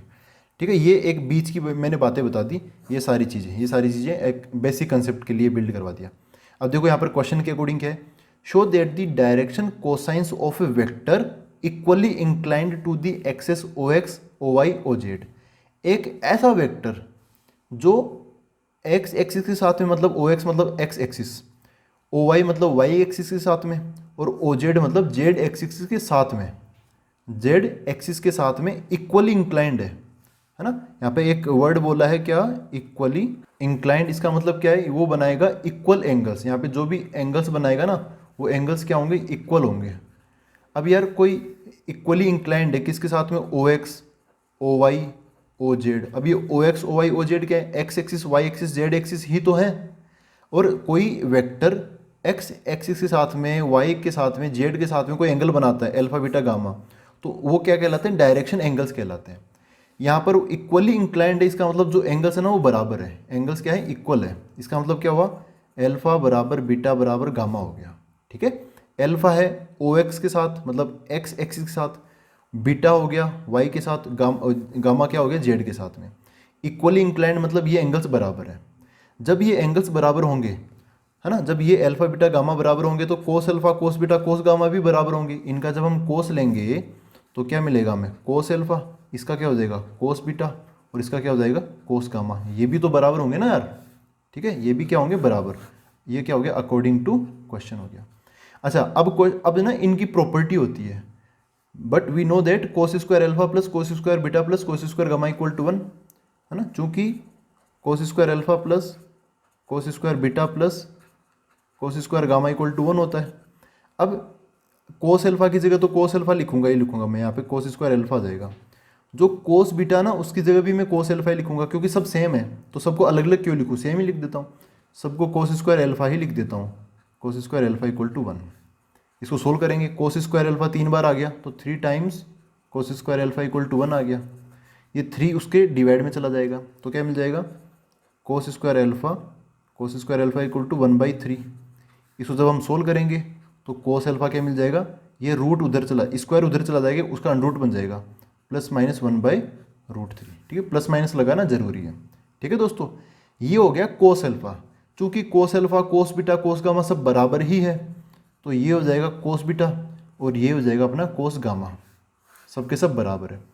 तो हम जब भी किसी के डायरेक्शन कोसाइंस डीसी, यहाँ पर क्या है, शो दैट डायरेक्शन कोसाइंस, ये होंगे, तो जब भी हम किसी वेक्टर के डायरेक्शन कोसाइंस लिखते हैं तो तीनों को लिखना जरूरी है। बस इतना नहीं कि आप बराबर लिख दो। डायरेक्शन कोसाइन लिखने का तरीका है, क्या है, सबसे पहले कोस अल्फा, फिर कोस बीटा आएगा, और फिर कोस गामा आएगा। तो कोस अल्फा की जगह क्या आ जाएगा, ये सब की जगह ये आ जाएगा, सब बराबर है। लेकिन ऐसा नहीं बस एक बार लिख दिया काम चल गया, नहीं, तीनों बार लिखना भी पड़ेगा। तो कोस अल्फा की जगह ये plus minus 1/√3, plus minus 1/√3 and plus minus 1/√3। यहाँ पे प्लस माइनस ये कॉमन ले रखा है यहाँ पर, तो आप कॉमन ले सकते हो, उसको आप अंदर भी छोड़ सकते हो सबके साथ में। मैं इनको ऐसे छोड़ रहा हूँ, ये हो गए कोसाइंस, डायरेक्शन कोसाइंस हो गए। तो आई होप ये आपको समझ में आया है। ठीक है ना, यहाँ पे इक्वली इंक्लाइंड से फायदा हो गया। इक्वली इंक्लाइंड तो सारे एंगल बराबर, अल्फा बीटा गामा बराबर, तो cos alpha cos beta cos gamma भी बराबर। तो फिर वो एक कंडीशन ये होता है कि सभी का स्क्वायर करके जोड़ देना तो आंसर 1 आता है, ये याद रख लो भले ही, है ना, ये होता है, फिक्स होता होगा ही होगा हमेशा। ये हो गया अपना क्वेश्चन नंबर 11। अब देखते हैं क्वेश्चन नंबर 12। देखो दोस्तों, ये है क्वेश्चन नंबर 12। इसमें बोला लेट ए वेक्टर, ये ए वेक्टर दे रखा है आई के प्लस 4j प्लस 2k, फिर बी वेक्टर ये दे रखा है B vector 3i minus 2j plus 7k, and C vector, अच्छा ये भी दे रखा है 2i minus j plus 4k। ठीक है, ये ए बी सी 3 वेक्टर दे रखे हैं। Find a vector D vector, यहाँ पर एक नया वेक्टर पूछा गया, डी वेक्टर क्या होगा। ये क्या करता है, which is perpendicular to both A and B, ये जो ए और बी है ना, इन दोनों के परपेंडिकुलर है वो D vector. And C vector dot D vector equal to 15, ये डी वेक्टर इन दोनों के परपेंडिकुलर तो है ही, और सी के साथ उसका डॉट प्रोडक्ट, यहाँ पे बीच में डॉट लगा ना, वो कितना है 15 है। तो देखो दोस्तों, इस क्वेश्चन को करने के 2 मेथड है। मैं आपको दोनों, पहले का तो हिंट बता देता हूँ, पहला आसान है तो उसका हिंट बता देता हूँ। देखो क्या है, मतलब समझने में आसान है, करने में थोड़ा लेंथी है। तो देखो फर्स्ट मेथड में क्या है, डी वेक्टर हमें पता नहीं क्या है, तो हम क्या करेंगे, डी वेक्टर को मान लेंगे ऐसा एक्स आई के प्लस वाई जे के प्लस जेड के के, ऐसा हमने एज्यूम कर लिया। अब हम कंडीशंस को सेटिस्फाई करवा देंगे। यहाँ पर क्या लगा देंगे, इस पर जैसे क्वेश्चन में बोला ना, वैसी वैसी कंडीशंस लगा देंगे। जैसे ये जो डी वेक्टर है वो perpendicular to A and B है। जब भी दो वेक्टर परपेंडिकुलर होते हैं, उनका जो डॉट प्रोडक्ट होता है ना, वो 0 होता है ना। आपने देखा होगा जब हमने एक्सरसाइज 10.3 की थी ना, उसमें डॉट प्रोडक्ट आया था, तो भर भर के ऐसे क्वेश्चन थे उसमें कि वे परपेंडिकुलर परपेंडिकुलर। तो जब भी दो वेक्टर आपस में परपेंडिकुलर होते हैं ना, तो उनका डॉट प्रोडक्ट 0 होता है। ये जो डी वेक्टर है वो ए के परपेंडिकुलर है, तो यहाँ पे एक कंडीशन लग जाएगी क्या, कि भाई डी का ए के साथ डॉट प्रोडक्ट, मतलब ए वेक्टर डॉट डी वेक्टर, ये क्या हो जाएगा, 0 हो जाएगा। ऐसे ही डी वेक्टर बी के साथ भी परपेंडिकुलर है, तो B vector dot D vector ये कितना हो जाएगा, 0 हो जाएगा। और सी वेक्टर और डी ये आपस में परपेंडिकुलर नहीं है, नहीं तो 0 आंसर आ जाता है। यहाँ पे क्या है, 15 है यहाँ पर, तो सी वेक्टर डॉट डी वेक्टर ये दे रखा 15। ठीक है, तो हम ए बी सी इन सब की यहाँ पर ये वैल्यूज डालेंगे, डी की वैल्यू ये लेके चलेंगे। ये इक्वेशन 1, इक्वेशन 2, इक्वेशन 3, यहाँ पे 3 इक्वेशंस आ जाएगी। इन तीनों इक्वेशन से डी वेक्टर हम पता कर लेंगे, क्योंकि यहाँ पर 3 चीज़ें अननोन है, X Y and Z. 3 unknowns की वैल्यू पता करने के लिए 3 इक्वेशन चाहिए, वो यहाँ पे तैयार है। तो यहाँ पर आप कर सकते हो इसको आगे, है ना। ये मैं यहीं पे इसको छोड़ के आपको हिंट बता के चल रहा हूँ। देखो दोस्तों, ये तरीका हो ही गया वैसे कंप्लीट। अब इस तरीके के अकॉर्डिंग कुछ क्वेश्चन में बचा नहीं है। आप यहाँ पर ए की वैल्यू डालना, डी की वैल्यू डालना, डॉट प्रोडक्ट करना, इक्वेशन 1 बोल देना, इक्वेशन 2, इक्वेशन 3। तो एक्स वाई जेड में 3 इक्वेशंस आएगी, उनको सोल्व कर लेना। एक्स की वैल्यू उठा के, वो सब्सटीट्यूशन एलिमिनेशन जो भी मेथड है लगा के एक्स वाई जेड आ जाएगा, तो आपको डी वेक्टर मिल जाएगा। This is first method. अब हम आते हैं सेकेंड मेथड पर। अब देखेंगे सेकंड मेथड। देखो सेकंड मेथड में हम थोड़ा टेक्निकली सोचेंगे क्या क्या चीज़ें हमें यहाँ पर मिल रही है। तो यहाँ पर सेकंड मेथड में मतलब मेहनत कम है, थोड़ा दिमाग हमें ज़्यादा लगाना पड़ेगा, बस यही है। ए बी सी तीनों वेक्टर दे रखे हैं। जो डी वेक्टर है, ये जो डी वेक्टर है वो ए एंड बी दोनों के साथ परपेंडिकुलर है। यहाँ पर हमने यहाँ पर फर्स्ट मेथड में ए के साथ अलग परपेंडिकुलर बनवाया और बी के साथ अलग परपेंडिकुलर, मतलब उसकी कंडीशन अलग लगाई। अब एक बार इसको कंबाइंड सोचो यार, कोई नया वेक्टर आया, find a vector D vector which is perpendicular to both A and B. A और बी दोनों के साथ एक साथ परपेंडिकुलर होने वाला वेक्टर, ऐसा कब देखा था आपने, याद करो, क्रॉस प्रोडक्ट में देखा था हमने ऐसा। देखो क्यों, कैसे, यहाँ पर 2 वेक्टर है, कौन कौन से, ए और बी, ये यहीं पर है, इस प्लेन पर ये ए वेक्टर है और ये बी वेक्टर है।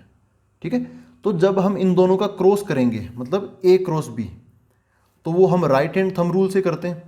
ए से बी की तरफ मैं उंगलियां मोड़ूंगा तो मेरा जो थंब है वो ऐसे ऊपर, थंब का डायरेक्शन क्या हुआ, ऊपर की तरफ हो गया ना, कैमरा की तरफ। तो जो क्रॉस प्रोडक्ट से जो आंसर मिलता है ना, ए क्रॉस बी, वो ऐसे ऊपर की तरफ मिलता है ऐसे। ये क्या हो गया अपना, ए वेक्टर क्रॉस बी वेक्टर हो गया। ठीक है, ये A vector cross B vector, ये इसके भी परपेंडिकुलर है और इस ए के भी परपेंडिकुलर होता है। जो अपना ए वेक्टर क्रॉस बी वेक्टर होता है ना, ये परपेंडिकुलर होता है क्या, ए वेक्टर, और साथ ही साथ ए वेक्टर क्रॉस बी वेक्टर के परपेंडिकुलर भी होता है। ठीक है, तो क्या ए वेक्टर क्रॉस बी वेक्टर यही अपना डी वेक्टर बन जाएगा? नहीं नहीं नहीं नहीं, देखो क्या बोला है, find a vector D vector which is perpendicular to both A and B. A और बी दोनों के परपेंडिकुलर होना चाहिए। वैसे यहाँ पर आपको लग रहा होगा कि यही हो जाएगा अपना डी वेक्टर, लेकिन ऐसा नहीं है। देखो भाई, यही क्यों होगा, वो थोड़ा ऐसे और ज़्यादा लंबा भी तो हो सकता है ना, या हो सकता है कि वो डी वेक्टर अपना इतना सा ही हो, या हो सकता है इतने इससे भी छोटा, हो सकता है वो नीचे की तरफ हो, डी वेक्टर हो सकता है कि नीचे की तरफ हो, ठीक है। या फिर हो सकता है थोड़ा आजू बाजू में हो जाए कि भाई ऐसा समझ सकते हो आप कि कुछ ऐसा हो जाए कि ये बी वेक्टर अपना ये है, ए वेक्टर ये है, ये इस पेज पर है ना, इस पेज पर है, और अपना जो डी वेक्टर है वो यहाँ पर परपेंडिकुलर ना बन के थोड़ा सा इधर की तरफ आके ऐसा परपेंडिकुलर बन गया हो, ऐसे हो सकता है कि डी वेक्टर यहाँ हो जाए, ठीक है। तो कुल मिला के बात ये है, यहाँ से जो गुजरेगा ना वो तो अपना यही है, कौन सा, A vector cross D vector, sorry B vector, A vector cross B vector, इन दोनों के क्रॉस प्रोडक्ट से निकाला हुआ ये आएगा, ठीक है। डी वेक्टर इन दोनों के परपेंडिकुलर है तो वो एक टाइप से परपेंडिकुलर ए क्रॉस बी भी है, और डी वेक्टर ये भी परपेंडिकुलर है, तो ए क्रॉस बी और डी वेक्टर, ए क्रॉस बी वाला वेक्टर और डी वेक्टर दोनों आपस में क्या होंगे, पैरेलल हो जाएंगे, है ना। क्योंकि दोनों की खासियत क्या है, ए क्रॉस बी ये भी ए के परपेंडिकुलर है, बी के भी परपेंडिकुलर है, जो हम ढूंढ रहे हैं डी वेक्टर वो भी ए और बी दोनों के परपेंडिकुलर है ना। तो ये दोनों परपेंडिकुलर परपेंडिकुलर भाई भाई हो जाएंगे, समझ गए मेरी बात। ए क्रॉस बी और डी दोनों सेम ए और बी दो वेक्टर्स के परपेंडिकुलर है, तो इनको हम इन दोनों को हम क्या बोल सकते हैं, कोलिनियर बोल सकते हैं। क्या बोल सकते हैं इनको, कोलिनियर, ठीक है। तो सबसे पहले एक बार ए क्रॉस बी ये तो निकालो, है ना, बाद में देखेंगे, बाद में मैं थ्योरी लिख दूंगा, आप टेंशन मत लो। ए क्रॉस बी निकालो चलो। तो ए वेक्टर क्रॉस बी वेक्टर कैसे निकालते हैं, ए वेक्टर की वैल्यू क्या है, ए वेक्टर की वैल्यू ये वाली 1 4 2, तो ये क्या बन जाएगा 1 4 2। इसको मैं वैसे कर लेता हूँ यार, आई जे के डिटर्मिनेंट से सोल्व कर लेता हूँ, क्योंकि ये क्या है, दिस इज क्रॉस प्रोडक्ट, और क्रॉस प्रोडक्ट या फिर वेक्टर प्रोडक्ट को हम ऐसे डिटर्मिनेंट से सोल्व करते हैं। आई जे के आ गया, अब ए वाला जो है ना, ए वाला वेक्टर वो उसके एलिमेंट्स यहाँ जाएंगे। ए कौन है, आई है, 4 जे है और 2 के है, तो यहाँ पे 1 4 2, यहाँ पे क्या आ जाएगा 1 4 2 आ जाएगा। अच्छा बी वाला कौन है, ये 3 - 2 7, तो 3 - 2 7 आ गया। इसको सोल्व करें तो आई के साथ क्या जाएगा, इसको छुपा लो। अब यार इस बार गलती नहीं करनी चाहिए। ये कितना आ जाएगा, इसको ढंग से करेंगे इस बार। ये आई वाला ये और ये छुप जाएगा, तो 4 × 7 ये 28 आ गया, -2 × -2 ये माइनस का 4 आ जाएगा, तो ये कितना बन जाएगा 32 बन जाएगा। ये 32 माइनस जे कैप के साथ क्या आएगा, तो ये इसको छुपा लूँगा मैं, बीच वाले को ना ऐसे दिखा देता हूँ, देखो ये ऐसे छुप गया ये, ठीक है। अब 1 7 से मल्टीप्लाई होगा तो कितना आ जाएगा 7, और 3 2 से मल्टीप्लाई होगा तो क्या जाएगा 6, माइनस कर देंगे तो 1 बच जाएगा ये, तो इसके साथ 1 आ गया। और अब आएगा के कैप के साथ क्या आएगा, तो मैं इस के वाले को छुपा लूँगा, इसको ऐसे इसी से छुपा लेता हूँ। ये इससे मल्टीप्लाई होगा, ये इससे होगा, तो ये इससे होगा तो -2 -3 × 4 12, तो -2 -12 ये कितना हो जाएगा, -14 ऐसा हो जाएगा। इसको सोल्व करूँ तो ये हो गया 32 आई कैप, और यहाँ पे माइनस जे कैप, और यहाँ पे माइनस का 14 के कैप, ये मिल गया हमें। तो देखो दोस्तों, ये बन गया अपना ए वेक्टर क्रॉस बी वेक्टर, ये हो गया। यहाँ पर मैं एक बार दोबारा लिख दूँ, ए क्रॉस बी क्या हो गया 32 आई कैप माइनस जे कैप माइनस 14 के कैप, ठीक है, ये ध्यान रखना। अब एक बार मैं ना डायग्राम को अपडेट कर देता हूँ, देखो डायग्राम कैसा बनना चाहिए परफेक्ट, जैसे आपको चीज़ें समझ में आ जाए। समझो यहाँ पर ए वेक्टर है और यहाँ पर बी वेक्टर है, अपना जो ए क्रॉस बी है वो तो यहाँ पर आई गया, ये क्या अपना ए वेक्टर क्रॉस बी वेक्टर, जो कि इसके भी परपेंडिकुलर है और इसके भी परपेंडिकुलर, दोनों के परपेंडिकुलर है ये अपना ए क्रॉस बी। अब अपना जो डी वेक्टर होगा, कौन सा डी वेक्टर, समझो डी वेक्टर वो यहाँ कहीं पर है, यहाँ पर बन रहा है वो ऐसे है परपेंडिकुलर, ठीक है। तो जो ए और बी है ना, जो ए और बी वो तो इस पेज पर ही है। ये जो ए क्रॉस बी है वो ऐसे राइट हैंड थंब रूल से, मेरा जो थंब है, जो अंगूठा है वो राइट हैंड का, वो ऊपर की तरफ आ रहा है कैमरा की तरफ। तो ये जो ए क्रॉस बी है ना, ये ऐसे है, ऐसे कैमरा की तरफ, ऐसे ऊपर की तरफ आ रहा है। ऐसे दिखेगा नहीं, मैं थोड़ा कैसे बताऊँ, इधर से बताऊँ कि हाँ ऐसे दिख जाएगा। ए ये है, बी ये है, तो ये अपना हो गया ए क्रॉस बी, जो कि ऊपर की तरफ आ रहा है, ठीक है। तो जो डी वेक्टर है वो यहाँ बने या फिर इधर उधर बने, कहीं यहाँ बन जाए या फिर यहाँ बन जाए, कोई मतलब नहीं है। वो डी वेक्टर यहाँ पर भी बनेगा तब भी इस पेज पर जो भी वेक्टर होगा उसके क्या होगा, परपेंडिकुलर होगा। समझ गए मेरी बात? बस इन दोनों के पॉइंट ऑफ इंटरसेक्शन से गुजरे, ये जरूरी नहीं है। इन दोनों के परपेंडिकुलर होने का मतलब इस प्लेन के क्या हो गया, परपेंडिकुलर, ऐसे हो गया। ठीक है। या फिर आप बोल सकते हो कि डी वेक्टर यहाँ ना हो के इसके ऊपर भी हो सकता है। जैसे भाई ये है अपना ए वेक्टर क्रॉस बी वेक्टर, ये है, तो अब अपना डी वेक्टर यहाँ से इतना इतना भी हो सकता है अपना डी वेक्टर। ठीक है। तो इस सिचुएशन में हम क्या बोल सकते हैं कि भाई ये जो ए वेक्टर क्रॉस बी वेक्टर है और जो डी वेक्टर, ये आपस में क्या है, कोलीनियर। क्या है? कोलीनियर। समझ गए मेरी बात? जो वेक्टर पैरेलल होते हैं वो क्या कहलाते हैं, कोलीनियर वेक्टर्स कहलाते हैं। तो हम बोल सकते हैं हियर, ये अगर मैं इसको डी वेक्टर बोलूँ तो here D vector and A vector cross B vector, cross product से भी हमें वेक्टर ही मिलता है।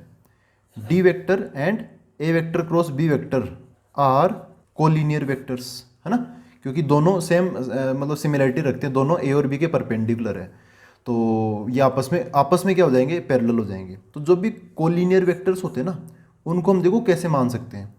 तो मैं यहाँ पे डी वेक्टर को ए वेक्टर क्रॉस बी वेक्टर को का लेमडा टाइम्स ऐसे मान सकता हूँ। ठीक है ना, इसको हम ऐसे मान सकते हैं। जैसे मैं आपको रफ में बताऊँ कि जब भी ऐसा होता है, एक वेक्टर है ऐसे, ये है ए वेक्टर, इसी के पैरेलल अगर मैं दूसरा वेक्टर बनाऊँ तो वो हो जाएगा के इंटू ए वेक्टर। समझ गए? आप पुराने वाले वेक्टर को किसी नए नंबर से, ओनली सिंपल से किसी रियल नंबर से मल्टीप्लाई करके नया वेक्टर ऐसे निकाल सकते हो जो कि उस पुराने वाले के पैरेलल ही होता है। तो यहाँ पर अपना ए क्रॉस बी है, यहाँ पर अपना डी वेक्टर है, तो ये इसके पैरेलल ही है ना। कोलिनियर मतलब पैरेलल होना। तो आप ए वेक्टर क्रॉस बी वेक्टर पुराने वाले को लेमडा से मल्टीप्लाई करके डी वेक्टर से निकाल सकते हो। कैसे मल्टीप्लाई करो, लेमडा से करो, बात एक ही है।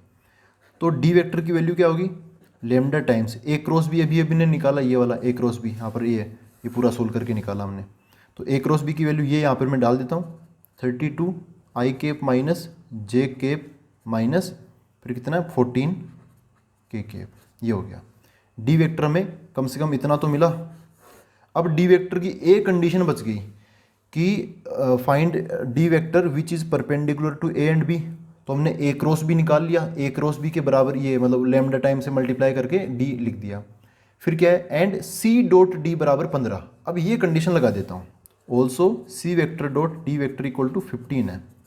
सी वेक्टर क्या है, सी वेक्टर यहाँ पर क्वेश्चन में दे रखा है 2i minus j plus 4k, तो यहाँ पे आ जाएगा 2i minus j plus 4k dot D vector क्या है, डी वेक्टर ये है अपना, है ना। इसको लिख देता हूँ डी वेक्टर को मैं, डी वेक्टर के साथ में यहाँ पे लेमडा है, यहाँ पे 32 आई केप माइनस ये लेमडा है भाई, थोड़ा से पोलियो हो गया होगा इसको, ये माइनस ये हो गया अपना जे cap minus 14 k cap equal to RHS में क्या है 15 है। ठीक है, इसको सोल्व करते हैं। लेमडा को तो यहीं रख लो। अच्छा ये डॉट प्रोडक्ट है ना, बीच में क्या है डॉट, तो आई वाला आई वाले से मल्टीप्लाई होगा, क्योंकि आई वाला आई वाले से होगा ना तो कुछ आएगा, बाकी आई डॉट जे जीरो हो जाता है, आई डॉट के वो भी जीरो हो जाता है। तो इन्हीं को करो, 2 को हम 32 से करेंगे तो कितना मिल जाएगा 64। फिर जे वाले से हो जाएगा, -1 को -1 से करेंगे तो प्लस का 1। फिर ये 4 जो है ना वो -14 से हो जाएगा, तो ये कितना होता है 4 6 और 1 6 5, हाँ 5 -56 आ गया, माइनस का 56 बराबर 15। तो लेमडा टाइम्स यहाँ पर ये कितना बन गया 65 और ये 56, 65 माइनस 56 हो गया 9 बराबर 15। तो लेमडा की वैल्यू कितनी होगी 15/9, 3 से काटेंगे तो ऊपर 5 और नीचे 3, तो लेमडा की वैल्यू हमें मिल गई, कितनी आ गई लेमडा की वैल्यू 5/3। ठीक है दोस्तों, तो अब हम आसानी से बता सकते हैं, बता क्या सकते हैं, बता ही दिया। यहाँ पर अब फाइनली मैं आंसर लिखने वाला हूँ, ये हो जाएगा अपना आंसर। आंसर क्या है, हमें चाहिए डी वेक्टर, तो D vector equal to lambda, lambda की वैल्यू आ चुकी है, लेमडा की वैल्यू क्या है 5/3। तो यहाँ पे क्या आ जाएगा, बाहर की तरफ आ जाएगा 5/3 और यहाँ पे 32 i cap minus j cap minus 14 k cap. ठीक है, आप चाहो तो यहाँ पे जो 5 है ना ऊपर वाला उसको अंदर की तरफ भेज दो, जैसा कि पीछे की तरफ दे रखा होगा। तो अपना जो डी वेक्टर है वो क्या बन जाएगा, 5 अंदर की तरफ चला गया तो 5 और 32 मल्टीप्लाई हो गए, बाहर तो क्या 1/3 है, तो 5 अंदर की तरफ मल्टीप्लाई होगा तो क्या बन जाएगा 160 आई कैप, ये जे के साथ आएगा तो माइनस का 5 जे कैप, 14 के साथ आएगा तो माइनस का 14 इंटू 5, ये माइनस का 70 के कैप हो गया। ठीक है दोस्तों, एक और चीज़ मैं आपको बता दूँ, ये अपना आंसर इधर तैयार हो ही गया। तो पीछे की तरफ आंसर में यहाँ पे प्लस का 70 दे रखा होगा, वो एक्चुअली मिस्टेक है, यहाँ पर माइनस का 70 यही सही वैल्यू है। ठीक है, तो आप उसको करेक्ट कर सकते हो। तो ये अपना आंसर ऐसा बन गया। कैसे कैसे किया, पहला मेथड क्या था कि भाई आपको डी वेक्टर निकालना है, तो डी वेक्टर को मान लो एक्स वाई जेड, और जो जो कंडीशन दे रखी है, परपेंडिकुलर है तो डॉट जीरो कर दो, परपेंडिकुलर फिर है तो फिर से डॉट जीरो, और सी डॉट डी 15 है तो डॉट यहाँ पे 15 हो जाएगा। 3 इक्वेशन 3 वेरिएबल सोल्व कर लेंगे। दूसरा तरीका, यहाँ पे जो डी वेक्टर है वो ए और बी के परपेंडिकुलर है, ए क्रॉस बी, ये भी ए और बी के परपेंडिकुलर होता है, तो फिर मैंने ए क्रॉस बी निकाल लिया। ठीक है, ये आ गया ए क्रॉस बी। ए क्रॉस बी, ये भी ए और बी के परपेंडिकुलर है, डी ये भी ए और बी के परपेंडिकुलर, तो इस तरीके से डी और ए क्रॉस बी ये एक ही काम कर रहे हैं, ए और बी के परपेंडिकुलर होके। एक टाइप से ए क्रॉस बी और डी ये आपस में क्या हो जाएंगे, पैरेलल हो जाएंगे, है ना, ऐसे पैरेलल बन जाएंगे। तो पैरेलल जो वेक्टर पैरेलल होते हैं वो क्या होते हैं, कोलिनियर। तो कोलिनियर वेक्टर्स में आप एक वेक्टर को दूसरे वेक्टर की फॉर्म में लिख सकते हो, पहले वाले वेक्टर को लेमडा से मल्टीप्लाई करके या फिर के से मल्टीप्लाई करके। तो मैंने ए क्रॉस बी जो कि मैंने अभी तैयार किया ही था, उसको लेमडा से मल्टीप्लाई करके लिख दिया, बोल दिया कि ये डी वेक्टर है। अब एक और कंडीशन दे रखी थी कि सी डॉट डी 15 है, तो डी की वैल्यू वो लेमडा वाली डाल दी, सी की वैल्यू दे ही रखी थी, सोल्व करके लेमडा की वैल्यू आ गई। यहाँ पर बस लेमडा ही तो अननोन था, लेमडा की वैल्यू मैंने यहाँ पे डाल दी 5/3, यहाँ पे 5 को अंदर भेज दिया और 1/3 ऐसे है। ठीक है, तो ऐसा बन गया अपना एक क्वेश्चन नंबर 12। दोनों तरीके से मैंने आपको बता दिया, आपको जो मर्जी हो उस तरीके को इस्तेमाल कर सकते हो। ठीक है दोस्तों, तो आई होप ये सारा सब कुछ आपको समझ में आया है। अब हम मिलते हैं अगले वीडियो के अंदर। Thank you very much.